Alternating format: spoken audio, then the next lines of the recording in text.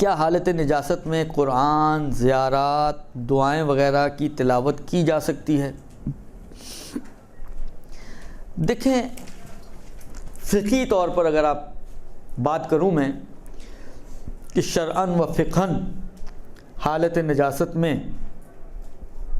قرآن، زیارتیں، دعائیں پڑھنا کیسا ہے، تو حرام تو نہیں ہے، سوائے جنابت کی حالت میں ان آیات کے پڑھنے کا کہ جو سجدے والی آیات ہیں آغا سیستانی وغیرہ کے حساب سے، اور آغا خمینی کا پورے سورے کا مسئلہ تھا، ان کو چھوڑ کر باقی نہ قرآن پڑھنا حرام ہے، نہ دعا پڑھنا حرام ہے، نہ زیارت پڑھنا حرام ہے۔ درست؟ حرام تو بہرحال نہیں ہے، یہ فقہی مسئلہ تو ہو گیا۔ لیکن لوگ ہوتے ہیں دو طرح کے، کچھ ایسے لوگ ہوتے ہیں کہ جو انتہائی سست،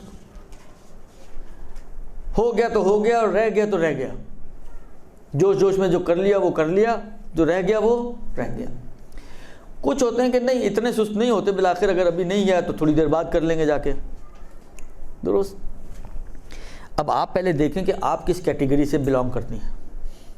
آیا آپ جو ہے وہ سست والی کیٹیگری میں سے ہیں کہ اگر ابھی ہو گیا تو ہو گیا، اور اگر ابھی رہ گیا تو پھر نہیں ہو پائے گا؟ تو ایسی صورت میں تو بہرحال بھاگتے چور کی لنگوٹی، چھوڑنے سے تو پڑھنا بہتر ہی ہے نا۔ مثلا فرض کریں، اعلیٰ بن باب مثال، فرض کریں کہ کوئی ولادت کا دن ہو آج اور کوئی حالت نجاست میں ہو، درست؟ مثلا غسل کرنا اس کو، اب ابھی مثلا فرض کریں کام شروع کرنے سے پہلے، میں نے کہا نا مزاج ہوتے ہیں الگ الگ، کام شروع کرنے سے پہلے آپ نے پڑھ لیا تو پڑھ لیا، اس کے بعد جب شروع ہو گئے اپنے کاموں میں تو پھر تو کچھ بھی ہو جائے نہیں ہونا، تو اس میں بہرحال نہ پڑھنے سے پڑھنا بہتر ہے۔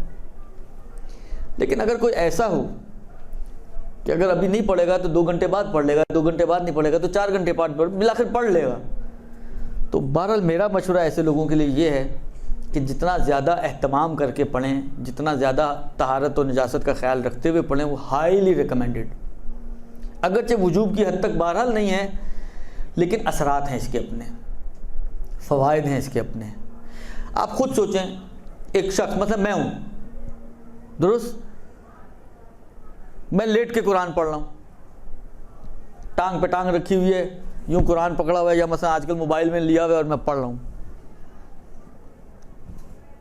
اور ایک شخص ہے جو اٹھتا ہے، وضو کرتا ہے، قبلہ رخ ہو کے بیٹھتا ہے، ادب و احترام کے ساتھ قرآن لے کر قرآن کو پڑھ رہا ہے، کیا خیال ہے آپ کا؟ فرق تو ہے ہی نا، یعنی جب ہم فرق محسوس کر رہے ہیں تو خدا کی نظر میں فرق نہیں ہوگا کہ ایک شخص ایفرٹس کر رہا ہے، وضو کر رہا ہے، اٹھ رہا ہے، قبلہ رخ ہو کے بیٹھ رہا ہے، بیٹھ کے نماز قرآن پڑھ رہا ہے، اہتمام کر رہا ہے اس کے لیے، اور ایک شخص یعنی بالآخر یہ چیزیں بتاتی ہیں کہ آپ سامنے والی کی چیز کی اہمیت کے کتنے قائل ہو۔ ایک اس کو ایک عام کتاب کی طرح پڑھ رہا ہے، ایک اس کو قرآن کی طرح پڑھ رہا ہے۔ ایک زمانہ تھا جب ہمارے بزرگوں میں یہ ویلیوز موجود تھیں، مثلا نیاز بناتے تھے تو بڑے اہتمام سے بناتے تھے، کوئی نجس عورت اس کمرے میں نہیں آ سکتی تھی، اس کمرے کو پہلے دھویا جاتا تھا، حالانکہ گھر نجس نہیں ہوتا تھا، لیکن اس کے باوجود اہتماماً اس کو پاک دوبارہ سے پاک کیا جاتا تھا، باوضو ہو کر نیاز بنائی جاتی تھی۔ یہ اچھی ویلیوز تھیں، لیکن بہرحال ہم ہی لوگوں نے، میں اب اس میں عوام سے زیادہ اپنے آپ کو قصوروار اس لیے کہوں گا کہ ہم ہی لوگوں نے یہ کہہ کے کہ یار یہ واجب نہیں، وہ واجب نہیں، یہ ضرورت نہیں، وہ ضرورت نہیں، ہم نے آہستہ آہستہ ان ویلیوز کو ختم کر دیا۔ اب وہی والی بات ہے، ہاتھ منہ دھلا ہے کہ نہیں دھلا ہے، جاتے ہیں جا کے نیاز بنانا شروع کر دیتے ہیں، خود پاک ہیں، خود نجس ہیں، کوئی روکے ٹوکے کوئی حرام تو نہیں ہے نا، کہانی ختم ہو گئی، پیسہ ہضم ہو گیا۔ جتنا اہتمام کریں ان چیزوں کو، بعض روایتوں میں اس کے، میں اس مزید آگے نہیں جانا چاہ رہا ہوں، لیکن بعض روایتوں میں بھی ان باتوں کے شاہد موجود ہیں کہ ان متبرک چیزوں کا احترام کرنا چاہیے انسان کو. اور بالآخر دیکھیں ہمارا تو سارا کام ہی نسبتوں پہ چل رہا ہوتا ہے نا. یہ علم، یہ تابوت، یہ ذوالجناب نسبتوں کی وجہ سے آپ ان کا احترام کریں. تو یہ نیاز بھی بالآخر امام صادق کی نیاز آپ دے رہے ہیں، یا مثلا بی بی کی نیاز آپ دے رہی ہیں، یا مثلا مولا امیر المومنین کی نیاز آپ دے رہی ہیں. تو بالآخر نسبت تو انہی ہستیوں سے ہے نا. تو اہتمام کیا جائے، تھوڑا بہت احترام کیا جائے اس کا، البتہ ایسا کہ جو معقول حد تک ہو، وہ بہت اچھا ہے. میں سمجھتا ہوں کہ ریکمینڈڈ ہے شرعن بھی. کہنا کہ بعض روایتوں کے، حالانکہ شرعن سے مراد میری ہے کہ بعض روایتوں میں اس قسم کی چیزیں ملتی ہیں کہ ان کو اہمیت دینے کی بات کی گئی ہے.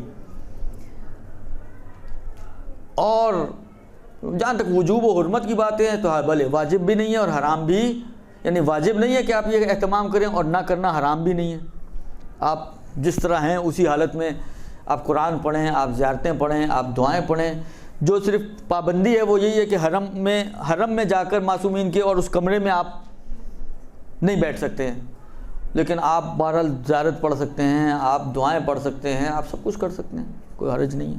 برحمتك يا أرحم الراحمين وصلى الله على محمد وآله